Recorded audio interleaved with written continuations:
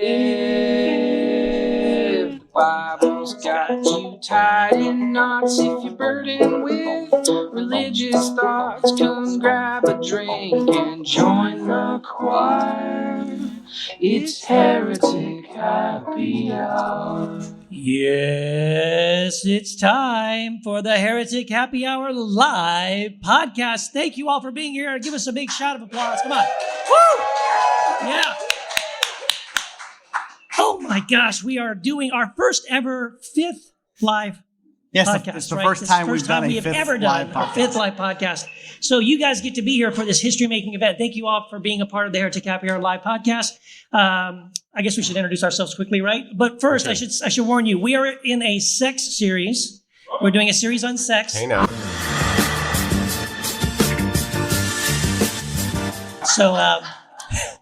So if you're listening to the podcast, you might want to have the kiddies leave the room and go play with blocks or something, because we're going to talk about some pretty adult subjects. Not that, like you were saying, not that anyone should probably be listening with their children anyway, but, you know, we just have to say that.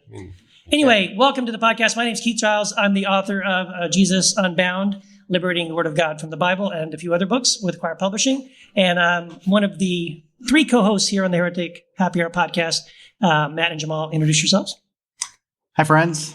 My name is Jamal. I'm the author of Free to Love and a soon-to-be upcoming book called Living for a Living, which is going to be released on April 15th. Imagine that. So it's coming out. So, was there something special about that date? April 15th? A lot of people know April 15th now because that's when the book's coming out. Yes. I've heard that. I've heard it's yes. Yeah. You're a very confident man. Yes. So it does coincide. There's something. I thought that was some other day, maybe birthday or something. Yeah. It was tax day. Yes. Oh, yes. It's a good reminder. Like, if you don't want to work for the man, you need to read Living for a Living. So anyway, so it's good to be here. Welcome. Thank you guys for coming out. Yeah, great pitch. And I'm Matt Distefano, the third host. And yeah, I have a book. I have a couple books out, and they're over there. Yeah, they're over there. Yeah. And I put them on top and in front. I noticed you did that. Yours are all on top. I noticed. Yeah. It was an accident. Yeah. Okay. Yeah. Excited to be here for our first ever fifth live show. Yeah, that's right. Yeah. And we have to also say a huge thank you to Sidecar Donuts, and especially to Jason Cleaver right there in the back. Raise your hand for letting us use the space. Yes. And we want to thank them also for making the best freaking donuts in the world. And if you haven't had any, they're right there in the back. There may be some. They're probably gone by now. But thank you so much. And they've let us host here a couple of times. It's like our third time back. Mm-hmm. So thank you guys so much. And I want to also say that this episode of the Heretic Happy Hour podcast is sponsored by the Hope Center, a community resource center serving one of Alabama's poorest communities by providing a neighborhood market where neighbors can shop for food at no cost in an atmosphere of love and respect. Please visit their website at servealabama.org for more information and to make a generous donation. Thank you. Yeah, do that. Oh, yes. Your turn. My turn. I wanted to make an announcement. Actually, this is fairly known right now, but I don't know if you guys know this, but most podcasts, there's a lot of podcasts out there, but only this podcast has a hotline. Okay. That we know. It's a hotline. Actually, Michelle's here. Michelle's going to be starting a new podcast with Danielle called Bookish that's coming up pretty soon, and they don't have a hotline. I'm just saying. We noticed. But we do have. We have a hotline. Just saying, and the number. Don't do that. No, please. The phone number to our hotline is 240-343-7379. We actually can, 24 hours a day, you can text. People like to text these days. So you can text your questions, comments, disagreements. There are, you know what, guys, there are times that people listen to this podcast and disagree with us. I don't know. So believe it or not, I know it's shocking. It just means they're wrong. Yeah, it just means you're wrong. But you can text your wrong comments in to the hotline at any point. You can leave a voicemail, but I'll give the number. It's 240-343-7379. Or if you have a rotary phone, which some do, you can do 240-343 Heresy. 3 Heresy. Yes. So yes. So we have a voicemail. Do we not? You said that we could come to you if we had any questions. Where's the clitoris? On a website it said at the crest of the labia. What does that mean? Oh, Well played, sir. Do we have any comments on that? I don't know. Well done. Did a listener actually play that clip from The Office? Did someone just do it? Oh, wow. That's good. The public school system has failed us, right? Wow. Yeah. It's amazing. Okay, we have a text. Do we have another voicemail or we text? We have a text. Okay. This is from a listener. We think we know who this listener is. I think I know who it Okay. is. Here's a question. What are y'all's thoughts on BDSM and other kinks? Yes, it's obvious. It's obvious who it is. We won't name names. Do you guys have thoughts? I don't have a lot of thoughts on that. No. What are your no thoughts? Or are you just hiding something? I don't think of it very much at all. No. Are we doing a podcast on this down the road? Are we? Well, we are now. Yeah, we Our should. producer says no, but Yeah. Well, no, I don't really have any other thoughts about it. Sorry. if that's your thing, I mean, it's not mine. I don't know. I mean, but if that's for you, go for it. It's not in the Bible. I don't think I've seen it in the Bible. Yeah, I think I would. I'm not sure what the Oh, that's right. I don't have a lot of thoughts. I wonder if what the call or the listener is asking is, how do we feel about it? Like, do we feel like it's appropriate or not appropriate, or is that? I wonder. Yeah, probably. I mean, I don't care. I mean, I don't think about it, so I don't really have a feeling about it. Right. Yeah, actually, I don't think I've ever really thought about it. Yeah. BDSM and other kinks, I've not really thought about. Should we take a poll of the audience? No, No, let's not do that. Let's not go there. I don't know. I really don't. Michelle wants to. I don't have. She's any just trying to thoughts stir shit up. I am. Should we get on to the next one? Yeah, there's another one. There's another text. Okay. A little bit longer. Somebody want to read this? Jamal, you do. Okay. Okay, this is from a listener, which we think we know who this Oh, is. I know who this is. I do know who this is. Just to clarify for the sex series, here are the evangelical premarital sex rules. There's 6 of them. There's 6 rules. Number 1, all sex is okay except for vaginal. You can still call yourself a virgin. Number 2, I can't even read this. Yeah, you can. I'm glad you're reading this. Be Yeah. strong. Playing just the tip does not count for intercourse. Number 3, where's Barrett? He's not here. Number 3, sticking it in once also doesn't count. Number 4, if you're not a virgin anymore, all is lost. And number 5, Ouch. should you win the abstinence game, lifelong bragging rights. And number 6, missionary is a vocation, not a position. I feel like those were just comments. They're just that's not a question. That's just comments. No, That's not a question. He just that's wants. just for your Okay. information. He just And wants there to you get go. us to think. Thank you, That's listener. all. Thank you, listener, for Thank you, those Barrett. comments. Thank you, listener, Appreciate it. for that. Yeah, right. And with that, I guess that brings us to our heretic of the week. What a perfect segue. It's the Heretic of the Week. So we have a live heretic. It's Mike Machuga right here. He's live in person. Come on. And give him a hand, please. And Mike, I'm excited to have him here because he's my best friend. And we wrote a book on whip and stock, not Quoir. Thank you. I was waiting for that. So we're super excited. It's called A Journey with Two Mystics, and you can go to whipandstock.com, not Quoir.com to get it. Right. I'm just you're on your game tonight, my friend. So yes, welcome, Mike, to the show. And Thank you. as you know, I know you listen to the show sometimes, at least. Quite You a know, bit, yeah, you know. Our first question is, why are you a heretic? Well, I'm an apostate, not a heretic. I feel like we've been friends for years, and yet you haven't been listening to me. So I'm sorry. Ooh, wow. Well, no, that's my fault because I wrote a book with you, and you are. I don't want to say you're not a Christian, but you probably wouldn't necessarily identify yourself a Christian first. no, I would classify myself as a human. Oh, that's Yeah. good. Right. Yeah, Aren't we all? That's good. So yeah. but that's good. That is good. Were you ever? Would you? Is there a time in your past that you would have classified yourself as a Christian and you changed that, or? Yeah, like right till I was 27 years old, I would classify myself as a Christian. Yeah. Okay. Wow. For sure. And then, did something happen, or?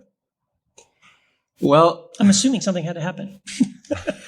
it was kind of like a slow build. Like I was never comfortable with the concept of eternal conscious torment, and then Rob Bell's book came out, and that kind of changed everything. Like before, I had. Yeah, I was waiting for the heresy button on that one. Where's the Thank you. Okay. Great. Before that, I didn't know that there was any other option but eternal conscious torment, and then, from there, I read Thomas Talbot's Inescapable Love of God, and that kind of that settled the issue for me intellectually, and then I just kind of my life kind of went in a different direction after that.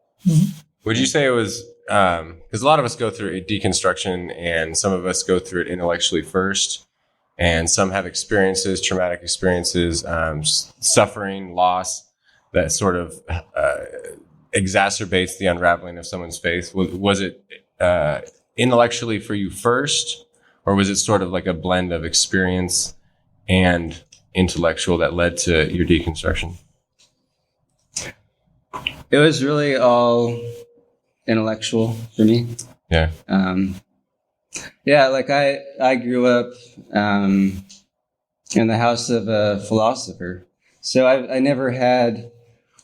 I mean, questions were always okay.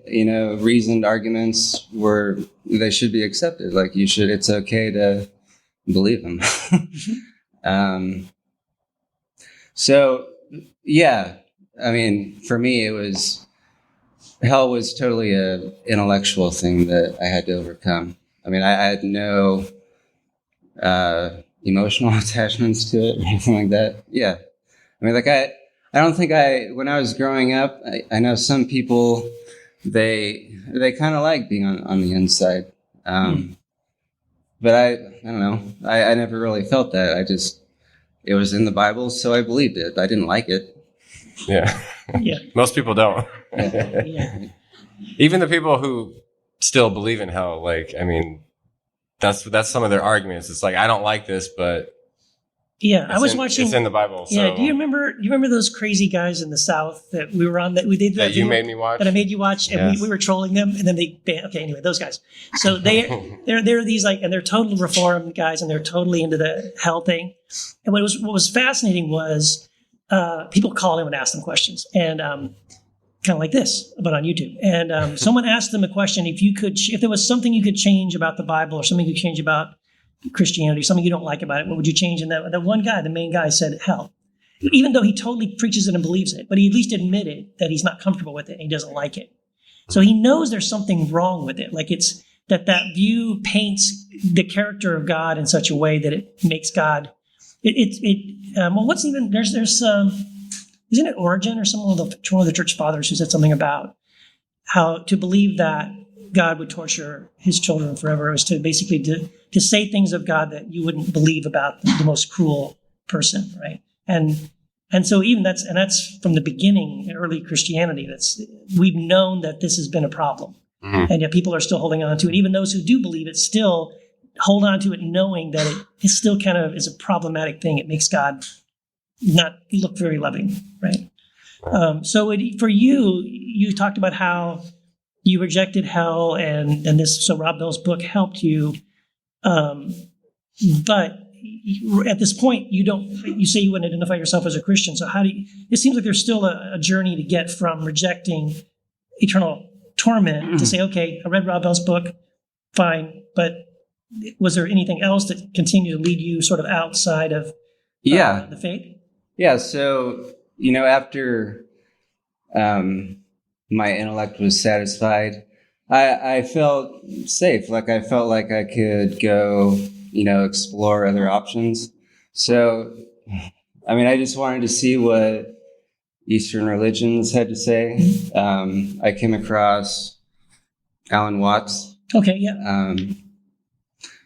Yeah, so I mean, I'm obviously kind of enamored with Buddhism.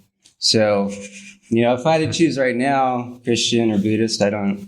But really, I mean, again, I would just like to call myself a human. I think that Buddhism has very legitimate ways of liberating you, psychologically mainly. But yeah, so that's why I wouldn't label myself a Christian. Yeah.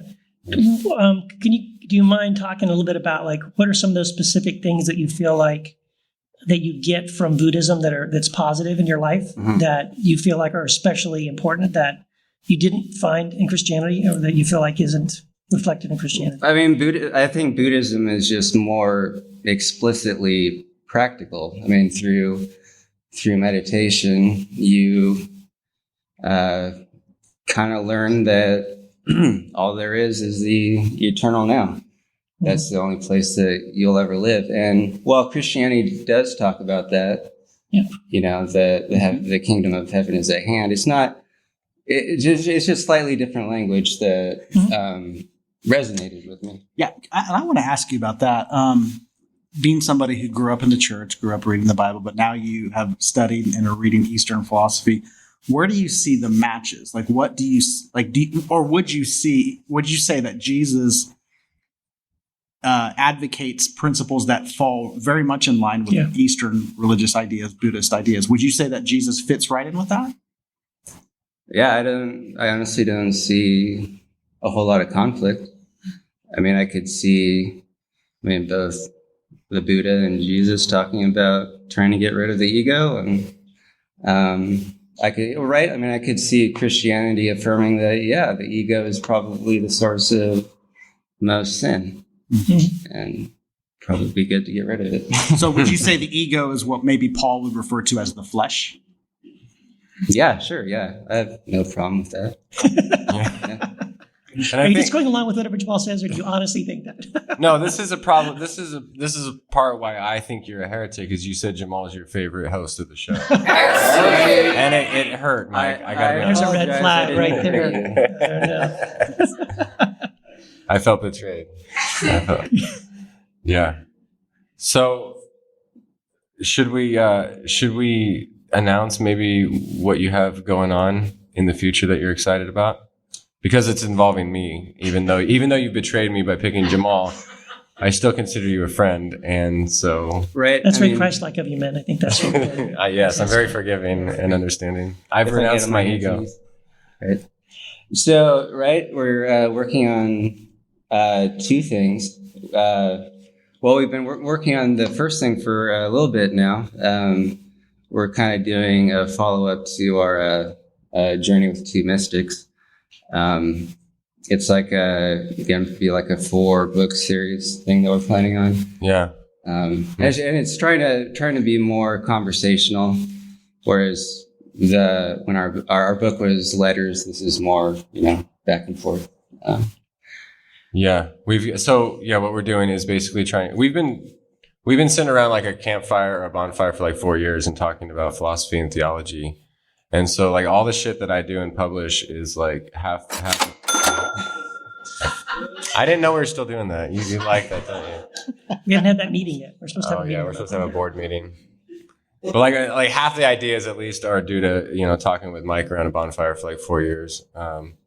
So we're basically essentially trying to distill that down to a conversation in book form. So that'll be out in 2020. So don't hold your breath. It's going to be a while. But what's the title? The Bonfire Sessions. Yeah. Cool. And then to piggyback off that, do you want to announce the next thing? We're going to have to steal Quoir's second podcast thunder. Sorry. Right.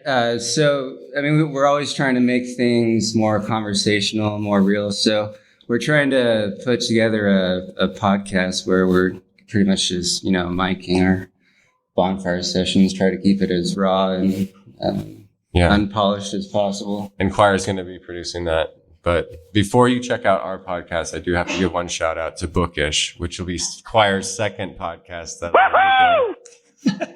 Thank you, Ralph. Do they have a hotline though? They don't have a hotline, and we won't either. So don't get a hold of us.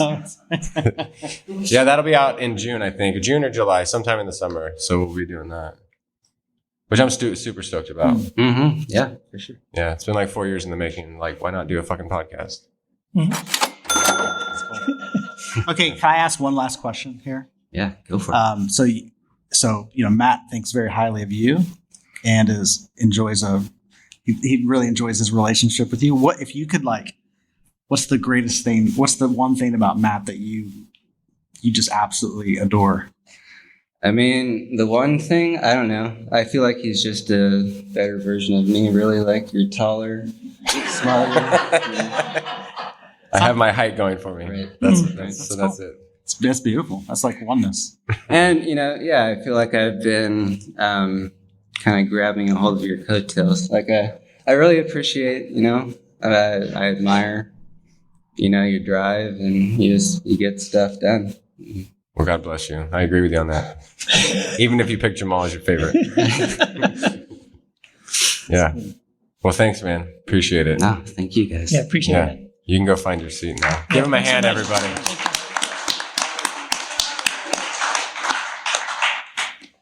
Announcements. Oh, yeah, we have some announcements. So, 2 quick announcements. We have a website that you can go to, and, I would recommend bookmarking it so you don't have to remember it. But it's heretichappyhour.com. And we have a store on there where you can listen to all the episodes on there. So, yeah, that's kind of our homepage there. T-shirts? T-shirts. Throw pillows? Throw pillows. If you want to decorate your home with the most hilarious throw pillows. These pillows are the pillows. Please check them out. Yeah, please do. And then we have a Patreon site. So if you like what we do and you want to see it continue, then you can go to Patreon, which is patreon.com/Heretic Happy Hour, and you can become a monthly patron and support the show. And then we try to give you lots of goodies and free shit on there for our supporters. Love you, Ralph. Yeah. So please do that if you want to. Content creation is not always easy, but it's a lot of fun, but it can be a lot of work. And everyone who does support us, thank you. And if you want to support us, that would be awesome. You sow your seed money now, and the Lord He will bless you, brother. Yes. Bountiful blessings will flow. Yes. Just remember that. Sure. Fantastic. Okay, so we have guys. We're in the middle of our sex series, right? So we're talking about sex, and we've been talking about sex. And honestly, this series brings out lots of deep things within us. That's what she said. So there'll be a lot of that tonight, I'm sure. Goodness gracious. So tonight we want to continue our series, and we're going to be talking about probably this is a big deal in Christian circles, obviously, but the concept of premarital sex.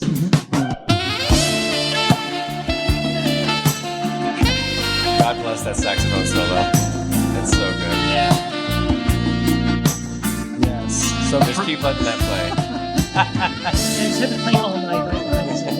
So premarital sex, obviously, I honestly think this is a conversation that can be good for, it doesn't matter if you're single or if you're married or whatever your relationship status is. I just think it leads into some really important discoveries about the nature of sex and the purpose of sex and all of those kinds of things, and even the topic of marriage. So let's get into that. Like let's tackle this. What are your thoughts?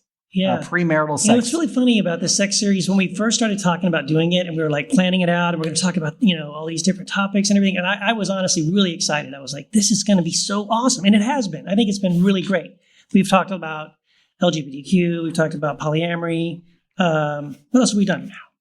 What other topics have we covered so far? We talked about modesty and side Modesty hugs. and purity. Oh, yeah. The one with Taylor. That was amazing. That was awesome. Side hugs. That was the best. Taylor loves side hugs. Yes. By the way, make sure. Give her a side hug tonight, only please. give her side hugs, please. Okay. Anyway, But anyway, I say all that to say that when we were like, let's do the live show, the live podcast, and let's do the live one on premarital sex, I was just kind of like, really, man? Is this going to be the live show? But okay, here we go. Let's just talk about it.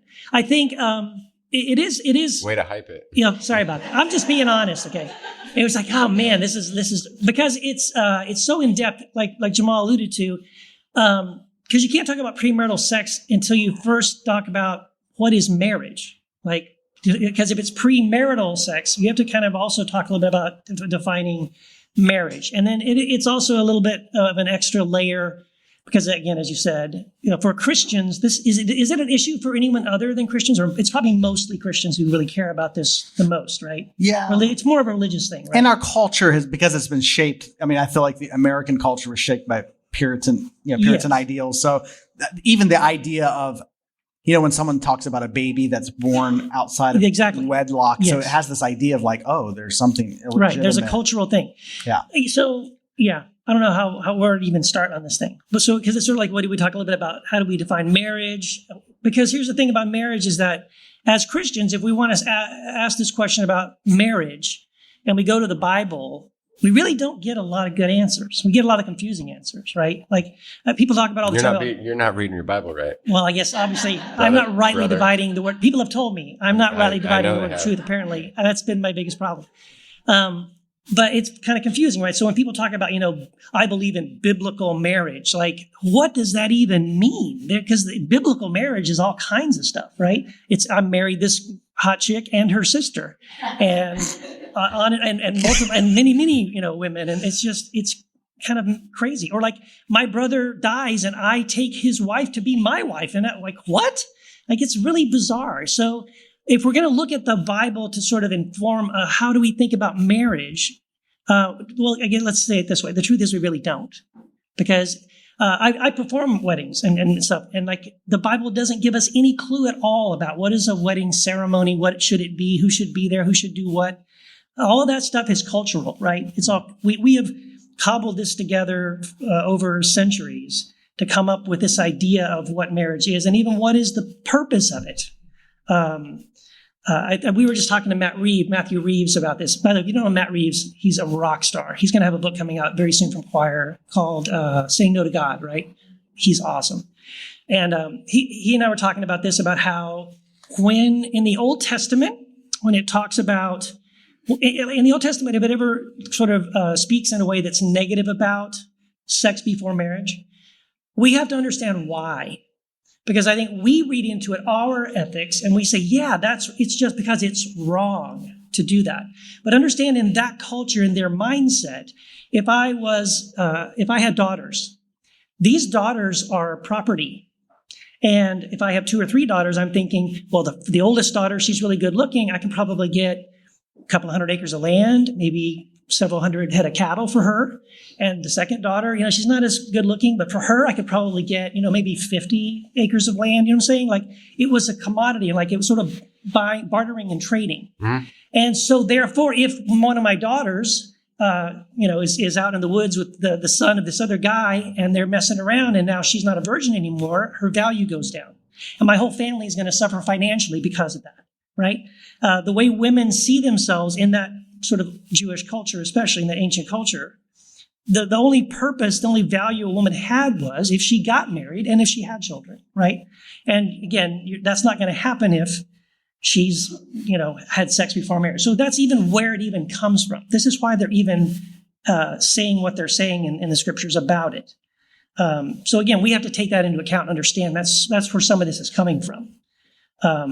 Anyway, I've talked a lot, so you guys jump in. No, it's good. I think what you're saying is good. It's important for us to remember whenever we talk about the Bible, no matter what we're talking about, there is a context that is so far removed from our current context. Yes. It's laughable. So, and marriage would be one of them. Premarital sex would probably be one of them as well too. But I guess I think of marriage differently now. Like I don't think of marriage as something you do on a certain date. That to me is like the celebration of something that's real. Right. It's like it's like a picture or a painting, but the painting or the picture is not the real thing. Right. And to me, it's that when we decide to be committed to someone, we become more married as we go. So I think that problematizes things. If you have a drink, take a shot, because I think that's our drinking game. Yeah. Is that I just think of marriage as completely different. So to me, like, it has nothing to do with what the state has deemed is a marriage certificate, or even the wedding that you had to make that somehow now legal or whatever. Like, I just think that's all fine and good. It's cool to have our celebrations. We like our rituals. That's what we do as human beings. But I think it just nuances the conversation. It's like, what's the difference between between someone who had a celebration and is having sex, or someone who is committed no matter what the defining thing is? And can you be committed if you don't have a document notarized by the state? I would say, of course you can. Yeah, and I think that's worth discussing. And I don't know if Jamal, you want to weigh in on this too, because like I've over the years I've changed my thoughts again on marriage as well. One of the things that slightly changed my view of marriage, or just like defining what makes someone married. We used to do a lot of work with the homeless in Orange County here, and I'm licensed and ordained, so I can do weddings. And there was a couple. I don't have time to tell the whole story, but anyway, they needed to get married, but they couldn't do it for many reasons because of their situation being homeless. They couldn't go and get the paperwork and sign the document, get it notarized, and do it the way you're supposed to do. So they're married in the eyes of the state. And that was the first time that I kind of took a step back and rethought this and said, well, who cares what in the eyes of the state? I mean, if in the eyes of God and into one another, they have agreed together, no, we want to be committed to one another. We love one another. We're going to be together. We're going to say these vows to one another in public in front of all these people. If we do this, in our minds, we're married, and in the eyes of God, we're married. It doesn't really matter if the state agrees or not. And that was the first time I even considered that as a possibility of saying, yes, you're married, right? Yeah. I think and this is, like anybody who grows up in the church, obviously I became a quote unquote Christian. I didn't grow up as a Christian, but I became a Christian, quote unquote, when I was about 18. And I remember, hearing the messages of, okay, now that you're a Christian, you have to stop having sex. And so, I believe that and did that. But then, and most people who grew up in the church world probably have thought about, like, you're told constantly, and I've heard, terminology, I remember, hearing a lot of teachings on, the idea of fornication is any kind of sexual activity outside the covenant of marriage. And so the idea is, like, you're told sex is, don't do it, don't do it, don't do it, don't do it, don't do it. And then some guy signs a paper, and all of a sudden God's like, hey, go ahead. And like, just like that, flip of a switch, now it's all good. And, you keep hearing stories, and a lot of Christians who get married have sexual problems in their marriage after they get married, because deep down inside, there's still something that feels like, you can't really embody it. You can't really come into it. You can't really like feel it and embrace it and celebrate it. And I heard so many stories, and I've, in my former life, I was a pastor, and I remember like hearing lots of people talk about, it just feels really weird trying to have sex with my spouse. I feel like God's watching us. And it feels really weird. As it would. Yes. And you know what the reason, I've never thought of that. It's a deep psychological issue. Weird. And the reason for that is because you're taught, the view is that sex is bad, it's bad, it's bad, and now it's good because some guy signed a piece of paper. And it's really that's like fairy tale stuff. That's really not even real life. So the question, I started, obviously that leads to, like, if you're a thinking person, you go, really? Is that how? It's kind of strange. Like, I think there's something wrong with that picture here. So it starts to unravel. And again, most people want to know, what does the Bible say about, here's what preoccupies the minds of people in the church. What does the Bible say about this? What does the Bible say about that? Okay, I want to say this. I say this a lot on the podcast. The Bible doesn't say anything about anything. And the reason I say that is because the Bible isn't real. And I mean, let me explain that. There are things, if you open the Bible in your cover, there are writings, there are different books. Yes, those things are real. They were written, by in the Protestant Bibles, written by about 40 different authors over the course of a few thousand years. But the Bible itself, beginning with Genesis, ending in Revelation, it never existed until the 4th century, when an emperor who thought, hey, let's conceal power, because the Roman Empire was growing with Christians and they couldn't beat them. They tried to kill them off. And they said, okay, we got to somehow capture their thinking. So what we're going to do is we need to consolidate thinking.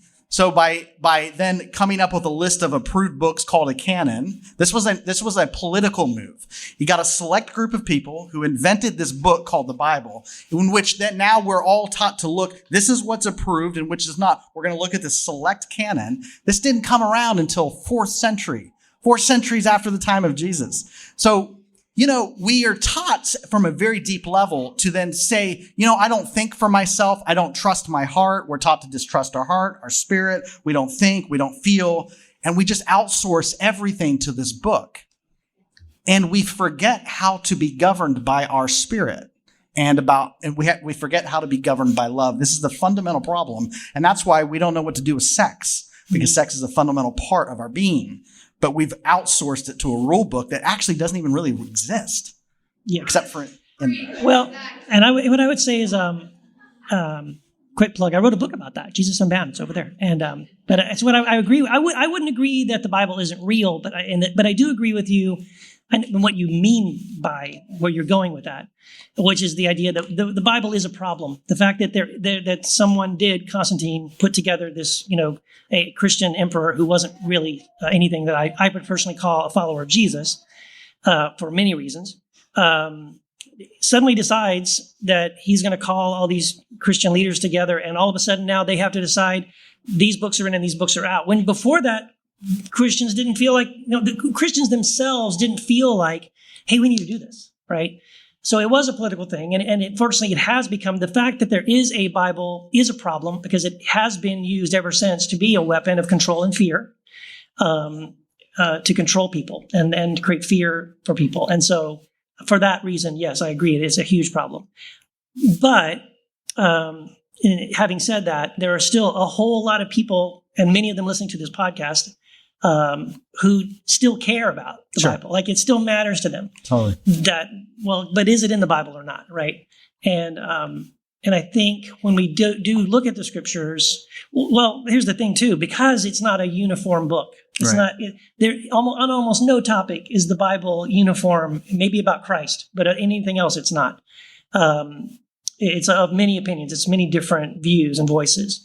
And so if you go and look at marriage, then you're going to get a bunch of different perspectives. And Matthew Reeves, again, I'm going to drop his name again. He was also talking about how, was it Song of Solomon, right? That's in the Bible. Unmarried couple. It's an unmarried couple. And it's sexy. And they are having sex. And if you read Song of Solomon, it's clear of these two things. They're not married and they are having sex. And it celebrates that. It's not a condemnation of that, which would shock most Christians. Most of them never read that book. You don't hear a lot of let's do a sermon series on the Song of Solomon. No pastor has ever said that the couple in Song of Solomon is not married. I guarantee you. Right. Oh, yeah. They would argue. I'm sure they would argue with that. Big time. We're probably going to get letters just because you said that. I said it. We'll give them your address. Thank you. I'll give them Michelle's phone number. But so, I'm saying, so this is the problem again with even asking the question, well, what does the Bible say? And I get that for many people that matters, but the problem is there isn't one answer to that question. What does the Bible say about blank? There's lots of answers. And so I'm not saying don't look and see, check it out. Sure, look at it, study it. But at the end of the day, you're still going to have to make a decision for yourself about, of these different scriptures that I'm looking at here, of these various opinions, I'm going to have to make a decision about which one of these verses I think I'm going to take seriously. And which ones I'm going to say, well, that was for them or that a different time or whatever. Well, and if we focus back on premarital sex, as a topic, and I think that applies to us today. Like, I'm not going to sit here and say, because my wife and I didn't have sex before we got married, but I'm not going to say that's a bad thing if you do that. It's not. What we need to remove from the equation is shame and guilt. Yeah.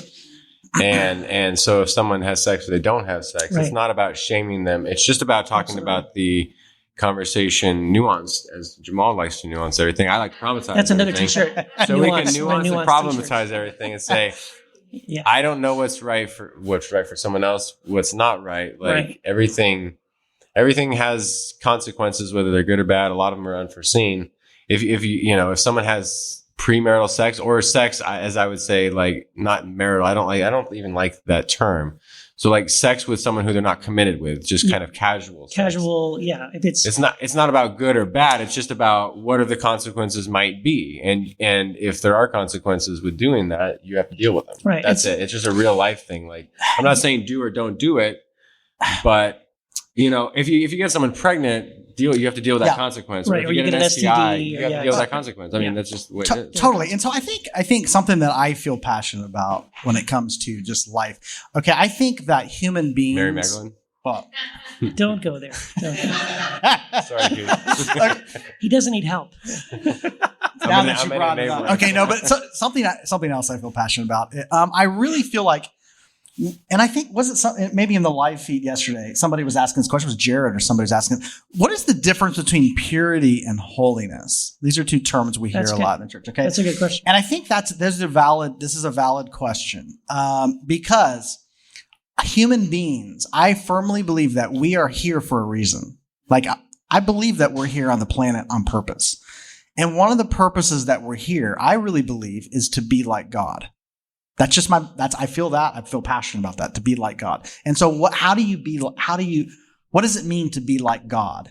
To be the image, the Bible does say, I would say Genesis says, because the Bible isn't real, but Genesis says that human beings were created in the image and likeness of God. I really do. That resonates with my spirit. So we're made in the image likeness of God, who is love.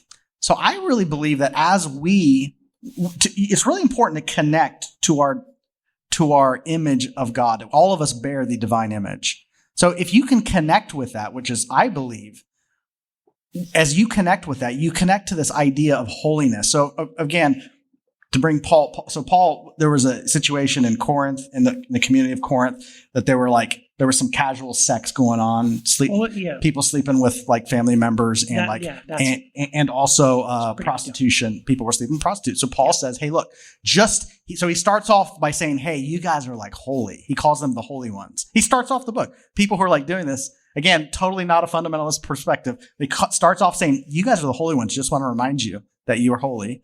And by the way, you are uniting Christ in this activity. So my personal belief is that we are the manifestation of Christ. We are. You and I. We are the manifestation of Christ. So you are literally, there's no shame in that. But as you bring, so it's important that as you have sex, that you have sex with that in mind. Mm-hmm. No, I think that's great. No, understand that you are uniting divinity with the person you're having sex with, because they are also divine. Right. If you keep that in mind, to me, that's the definition of, was it Nadia Bolz-Weber, who we had on this podcast? Yes. She has a book out there called Shameless, all right? Yeah. She talks about the difference between holiness and purity. Purity, most of it's bunk. Okay, it's this idea of trying to get to this idea of being clean. Forget about it. Holiness is about connection, intimacy, and union. So if you will keep that in mind, that is the aim of God, to love and to be in union. To have sex? Well, I really firmly believe that solves a lot of problems about casual sex. Yeah, and I think this is exactly right, Jamal. And I think I know this is what the three of us care about. Like we don't do this. If you don't know this, we don't do this podcast to tell people how to think or what to do. Right. We want to share some ideas and get you to think. But at the end of the day, it's exactly what you're saying, is to remind people, look, if you are someone who is a follower of Christ, you are someone who's the embodiment of Christ. Christ is it's Christ in you, the hope of glory. If you understand that and you're connected to that idea, then it's probably, again, not to say that to say, therefore, these are the 10 things you should and shouldn't do. But just do exactly what you just said, to just remind us of that, to have us live from this place of recognizing we are the incarnation of Christ in the world today, and to take that very seriously. And if we take that seriously, that would guide the decisions that we make. Are we honoring people we're in relationships with, or are we using them? for our own pleasure, right? So, in other words, like to think about not just that relationship, but yes, that relationship, but every relationship that I'm in, right? How am I embodying Christ? How am I the incarnation of Christ in the world today to people I'm surrounded by? So I'm not going to lie to them. I'm not going to manipulate them. I'm not going to use them in any way, sexually or physically, otherwise, right? I'm not going to rip them off. So it should have a lot to do then with the way I decide as I'm connected to Christ, how am I reflecting Christ in my life, right? Yeah. So, and for me, to bring a personal element into it, like, so for me, okay, I've deconstructed. There was a time in my life where it was just like, if you're married, you have sex. If not, you don't. But that's not where I'm at these days. I don't live there. And so I'm engaged right now to be married. And so, my fiance and I, when we began our relationship, just to use an example, like we've had 3 distinct seasons of our relationship. One was we didn't have sex, consciously didn't have sex. I remember actually there was a point in time in a relationship that was developing that I was really impressed with her. She was like, hey, because it was getting, we were having the physical component of our relationship was opening up. And she said, hey, are you okay if this is all? Is that okay for you if this is it? If it doesn't go beyond this?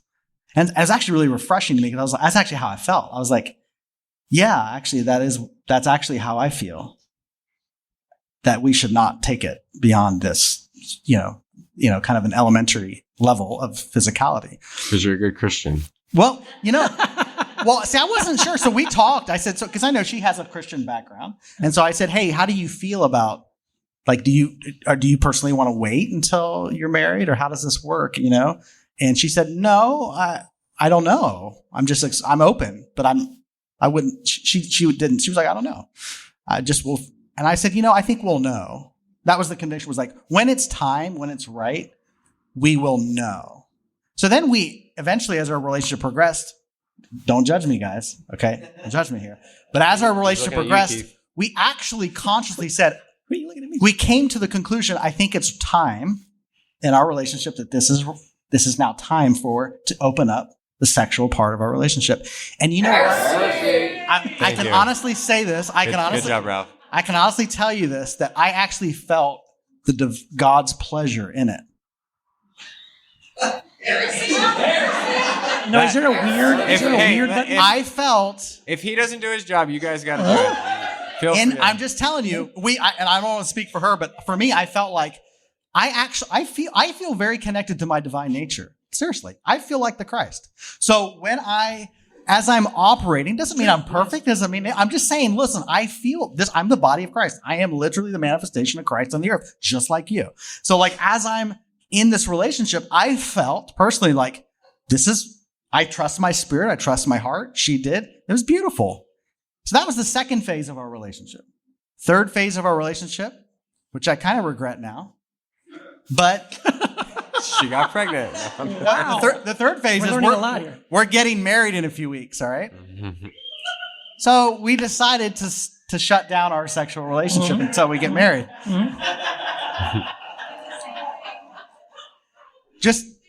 And we felt like this is what we should do because we're trusting our spirit. Okay, there's no rule book. We're not reading this out of a book. There's no standard. This is just, we're listening, feeling, and leaning in. And we happen to think that Paul would say, I don't write this as a command from the Lord, but I too have the Spirit of the Lord. Yeah, of course. So what I do like about what you're talking about, though, is that what you're describing is a conversation and a mutual discussion where you're each honoring one another's. How do you feel? What do you think? And that's beautiful. And I think that's the goal of what we're talking about, right? Like that you were saying, like sex it should not be, it is sacred. I think sex is a sacred thing. I think it's a beautiful thing. It's a divine thing. There's a divine thing going on there. And I think it isn't, therefore it's not something you should treat on the same level as renting a movie. Right. Right. Or, what I'm saying? It's not something like, so what do you want to do? No, it should be something you take very, very seriously because of that. And then again, the communication and stuff. Real quick, I just want to say I have a friend who things change when you're a parent, by the way, and I am a parent, and I was having a coffee with a friend of mine, and it was amazing because he was talking about he has a daughter, and she was getting married, and they were intimate together before they got married. I think she was a believer, and the husband of the guy she was marrying was not a believer. Not that matters, but anyway, they were intimate together, and then they got married. And what I loved about his reaction to it, because I wasn't sure how he was going to react to it. He's a very conservative guy, and was really beautiful. I think again, things change when you're a parent. I'm not sure he would have said this, maybe 10 years prior to this, but because it's his daughter, because he loves her, because she's old, she's old enough now, she's mature. He knows her as a person, as an adult, and he's thinking through it, I think, with a lot more maturity. What he said was, it's like, Keith, it's kind of like this. The way we think of it is you meet someone, you get married, you have sex, you have a child. But sometimes people meet, have sex, have a child, get married. Sometimes, it's like, and you can rearrange some of those steps and orders. But he goes, you know what? At the end of the day, when it's all said and done, they love each other, they're married, they have a child. And I'm happy with that. That's beautiful, right? Whatever order they went to on the connecting the dots to get there, I'm just glad they got there. And I love them, and I love this family because of where they're at and who they are, not because they did something out of order. They didn't do it in the right steps, kind of a thing. Well, yeah, and I just don't think there is there's nothing wrong with the right order, right? Or doing things the quote unquote traditional way. I just think when we're in the moment, when we're present with another person, like Jamal said, like it's a knowing that's different. That's different than like an intellectual knowing. Right. There's types of knowing that we have. That's a good point.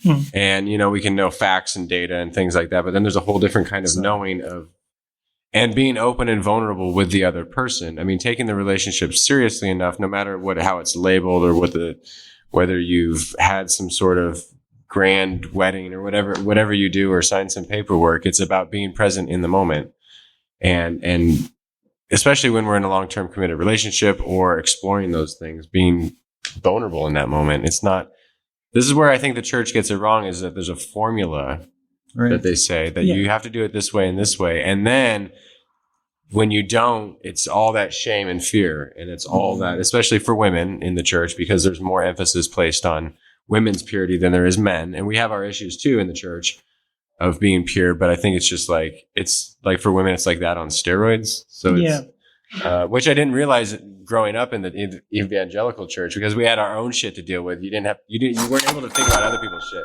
Yeah. And then when you look back, you step back, it's like, oh my God, they had a lot to deal with. They had way more. Like I wouldn't want to be a woman in the evangelical church. That's way too much baggage put on you. Yeah. And what's interesting about marriage is that, first of all, it's not just a Christian thing. I mean, it's a human thing.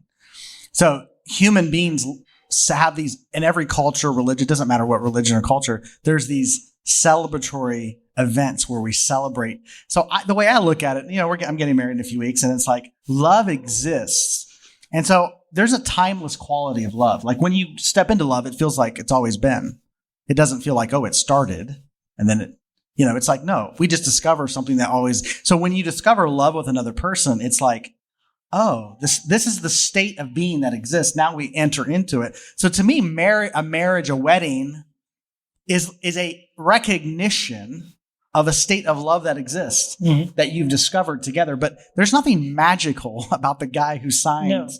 No. You get a marriage license and you have a ceremony. There's nothing like magic, hocus pocus that makes something. But I think it's a recognition.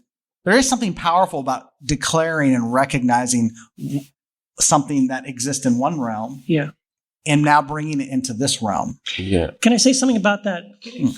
Because again, I like Jamal, licensed and ordained, and I've performed weddings and stuff before. And here's the thing I figured out about this whole, especially the legal aspect of the wedding and that document that has to be there. You have to sign. The pastor has to sign at the end of the ceremony. There's this legal process. Everybody, after the wedding's over, we all get in this room together, and the bride and the groom, and then signs it, and the pastor who officiated has to sign it.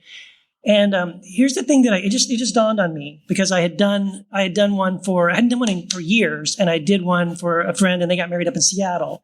So I was licensed and ordained by the Southern Baptist Church in Texas. I was living in California. They were getting married in Seattle, Washington. I'm like, and I've got this piece of paper that says I'm licensed and ordained, and like, I don't even know, is it good? I mean, first of all, is it still good? I'm not even a Baptist anymore. So I'm not even sure and that church has been bulldozed. It doesn't exist anymore. The pastor who signed it died of cancer like 12 years ago. I'm like, no one exists. I could have made this thing up. Like those names aren't real people, and that the church building is gone, and I'm not a Baptist anymore. I don't live in Texas. So no kidding. I called Dallas, Texas, the Southern Baptist Convention. I chased down, I explain what's going on. I finally get a guy, he answers the phone. What's going on? So I tell him the whole story. And I'm like, am I licensed and ordained anymore? I don't even know. Can I even do this wedding in Seattle? Is it good? Is it only good in Texas? Maybe it's not good in different states. And he goes, all he asked me was, oh, well, I don't know. Are you still a follower of Jesus? I go, yeah. He goes, okay, you're good. Well, no, here's the other thing that I realized. And listen, some people here are going to get getting married soon. I'm going to tell you a little secret, by the way. When you get that official document from the state and you have to go through the whole thing, and then the pastor signs that document, you might think that there's some clerk somewhere that when you turn that in with your $50 or whatever it is fee, that there's someone with a database going, Pastor Keith Giles, let me see. Keith Giles. Yeah, oh, yeah, Southern Baptist Convention, Texas. Yeah, oh, yeah, okay, good. Rubber stamp. No, there's no database of pastors anywhere. I could write my name, Donald H. Duck. No one cares about that piece of, it doesn't matter. And then I realized anybody could have stood up there and read something and pronounced man and wife, blah, blah, blah, and signed some, goofy name on a piece of paper. It doesn't matter. Even to the state, it doesn't matter. You know what matters? Did you fill it out? Did you pay your $50? That's it. That's all they care about. Okay, I do life coaching. Okay, so in my life coaching work, I really believe in the power of intention to create reality. So when we state intention, you got an amen from there you go, amen. So when you declare intention, it creates something in the physical realm. So you're taking an idea, a belief, something immaterial from an immaterial realm. I believe this is what when Jesus talked about, let your kingdom come, let your will be done on the earth as it is in heaven. I really believe this is what he's talking about. You take from this realm of the heavenly realm a concept birthed from love, the source of love. You get an idea, and then you bring it into this realm through intention. You have an intention, you create it, you bring it into this realm. I actually believe that that's what marriage is. That's what makes it powerful. You're tapping into this realm, into the state of love. Then you are then declaring it out here. A state of love exists between myself and this person.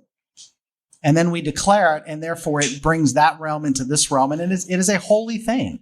But I don't mean that in the same way it's often meant. But it's a thing of power, and it's something. But it's also, we recognize it that it originates in a different realm, and it brings it into this realm, and we recognize it here in this realm as being special. And I think that's the idea. It's the power of intention. Not to give you any ammunition for that crazy idea in theory, but there's also a verse where Jesus says that whatever you bind on earth will be bound in heaven, whatever you loose on earth will be loosed in heaven. The principle of that. So that verse, if you're looking for a Bible verse to support that really crazy idea, that might be one you want to reference. Yeah, but I think that's true in like quantum theory, even. Yeah. Mm-hmm. Like our observations. Yes. On No, that's exactly right. Yeah, because how we observe like photons and electrons changes the outcome. Right. Oh, yeah. Totally. Pretty crazy. Is that in the Bible? It is pretty crazy. Yes, quantum theory is in the Bible. Jesus taught it all the time. Yeah, in one of the Gospels. It's one of the apocryphal books, I think. One of the Well, and it's also I think what Mike was saying, and when we were having a conversation with Mike about all of these can quantum theory, can Buddhist teaching, all these things, can we find that even in the Bible? Like it's one conversation. It's not a Christian conversation, a Buddhist conversation, a scientific conversation. It's just reality. Right. And that's the problem. And again, going back to the thing about this is the problem with there being a Bible, because we act like, well, the Bible is it. And if it's not in the Bible, then, well, we shouldn't think about it. And the thing is, if we didn't have a thing called a Bible, then because again, previous to this, for 400 years, what Christians did was they had all kinds of writings from people that said, you know what, I love Jesus. I have had an experience with Christ, and here's my experience of Christ. And they're sharing it, and people are reading it, and they don't believe everything that they read. Neither do we.